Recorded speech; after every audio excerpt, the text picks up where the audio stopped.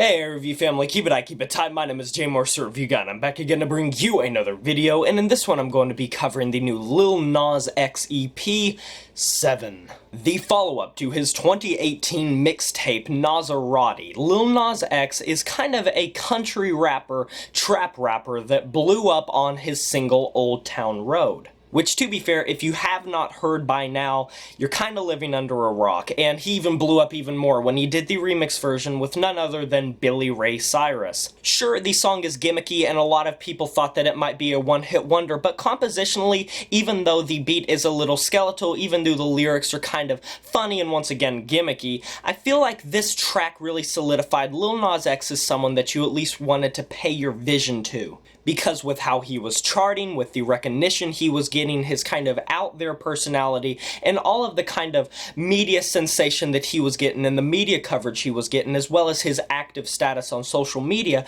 it definitely at least got me excited for this project, and I know it got a lot of people excited. Old Town Road is obviously just a fun track. It's the spawn of so many memes, and Billy Ray Cyrus's verse isn't even that bad. I think he brings a lot to the track, surprisingly, even though I have not really been into his tracks before. It features Lil Nas rapping with this warbly auto-tune that's not unlike a lot of trap rappers nowadays, and then you have the very short, exuberant trap rap banger, Panini. I wish Panini was a bit longer though, because I do feel like it drowns in its short length a little bit, and especially with how warbly the auto-tune on Lil Nas's vocals are, and this kind of normal skeletal trap beat. It's banger material, but the memorability factor is kind of...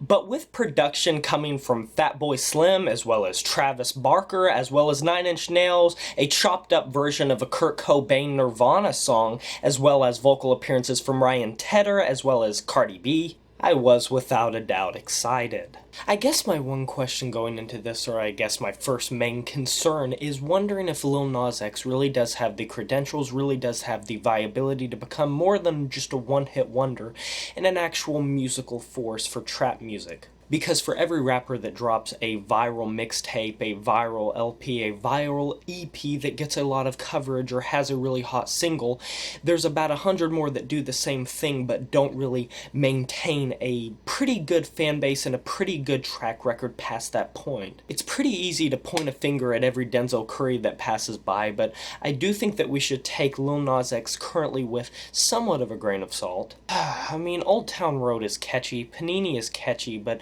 I really needed a full project to make my analysis of him and to just kind of formulate my own opinion of him, and gladly he's followed up all of his hype with an actual project.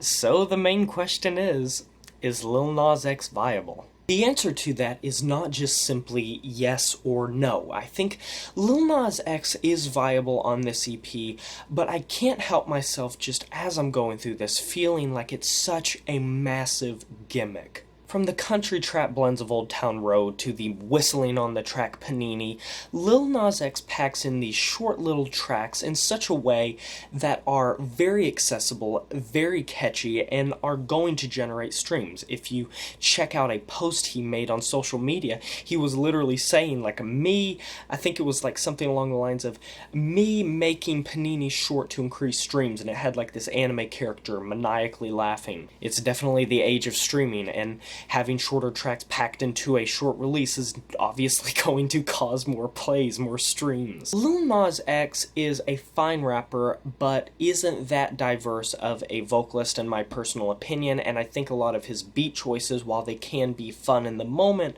don't really maintain that much memorability. In the end, he's pretty much just an average trap rapper with some extra flashy things just being thrown at you throughout tracks to just make him a little bit different than the competition. And it's really hard for me to say if those little things that he tacks on does set him apart from the competition that much to where I would listen to him over so many other oncoming trap rappers from the past few years. His vocals are soaked in auto-tune, he has this country veneer to it, this almost sometimes punky type of veneer to it, and not only that, but the production is pretty standard for trap rap, and the beats are just very okay. His lyrics are tongue-in-cheek and braggadocious, not unlike anything you wouldn't get from the genre as is, and it's hard to really pinpoint like what his influence is as he's trying to make his artistic mark, because he's not just like sounding like one particular person, and while that on its own is a good thing, he's simultaneously sounding like a lot of other artists. And I'm not saying that in terms of the country veneer, I'm talking about just the overall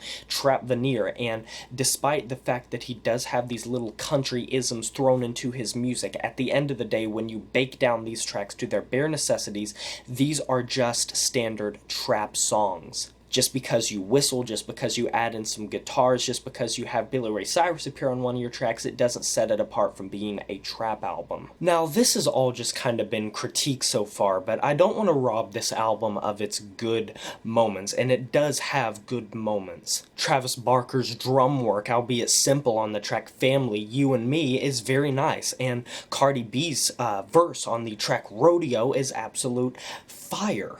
Can she maybe feel a little bit off-putting given the tone of the track? Yes, but I give it a pass just because of her natural charisma and swagger that she always brings to the mic. The horn-filled track Kick It just sounds so groovy and funky at times, but maintains the kind of classic trap veneer. And jumping back to Family, You and Me for a second, I love the guitars on that track, and it's just pop-punk as all hell, specifically on the chorus. It sounds like something that could be ripped straight out of the chorus of like a Paramore track.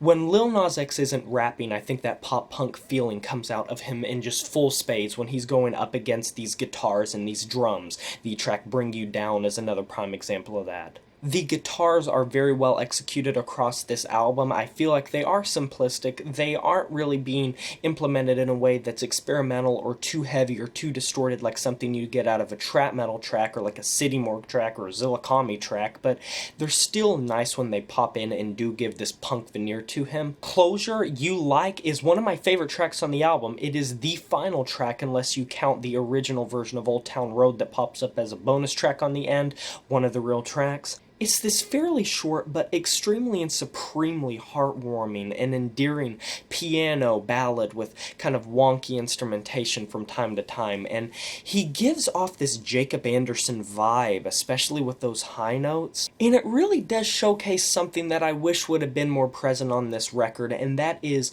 his musical diversity and his vocal variety and diversity, because on this track I really do see a side of Lil Nas X that is not nearly explored enough on this record, which kind of leads me into my final closing thoughts, and that is this EP can feel a little bit rushed. Considering it is on Columbia Records, it just feels like a big label is trying to push out a project as soon as they can.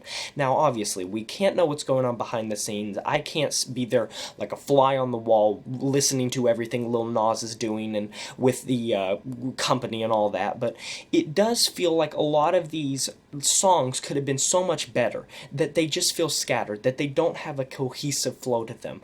But a lot of the things that I'm hearing are very promising. Now, I'm a music critic. I'm not going to sit here and try to project if Lil Nas X is going to have commercial viability and a mainstay career going forward, but based on what I'm hearing, I do think that besides the singles, funny enough, there is quite a bit of diversity on this record, and it's a fun record, it's an exuberant record, it's an emotional record, even if it's not emotional in terms of sadness, except for the final track. I find a lot of the ideas he's incorporating and a lot of the instruments he's incorporating very refreshing, and it doesn't feel like a standard trap album most of the time. Yes, his delivery can feel a little bit one-dimensional. The way the auto-tune fills his voice can feel a little bit one-dimensional. Yes, some of the beats, when you take them down to their bare minimum, they are just trap beats. But I hope to see Lil Nas do more. I think he has it in him, and I want to hear another big project before I can make the conclusion that he is going to be here for a while. I love his personality. I think that his social media is hilarious. I love the guy. I think he's a very funny and just a fun young voice in rap, and I hope to see him go places. For this EP though, I would would like to see a little bit more cohesion in the future. I would like to see a little bit more experimentation, something a little bit different, because I don't think that he is just standard. I think he has it in him to create more and go above and beyond and push boundaries. I genuinely do, and I think he's just having a blast. I think he's a guy that you can tell is passionate and just having fun making music, and for that I'm going to be giving this album a 6.5 out of 10. And that is a wrap. Please stay for the end screen links and videos that you might be interested in. Have you heard this new Lil Nas X EP 7? If you have, you can let me know in the comment section below what you thought of it. I'd love to discuss the record with you. Do you like Lil Nas X, and do you not? Do you think he's memey? Do you think he's bad? All of that good stuff. Like this video if you enjoyed it. Subscribe if you're new here. I cover music on the regular. Smash that notification bell, and I'll talk to you next time. My name is Jay Morris, Review Guy, and I'm signing off saying farewell.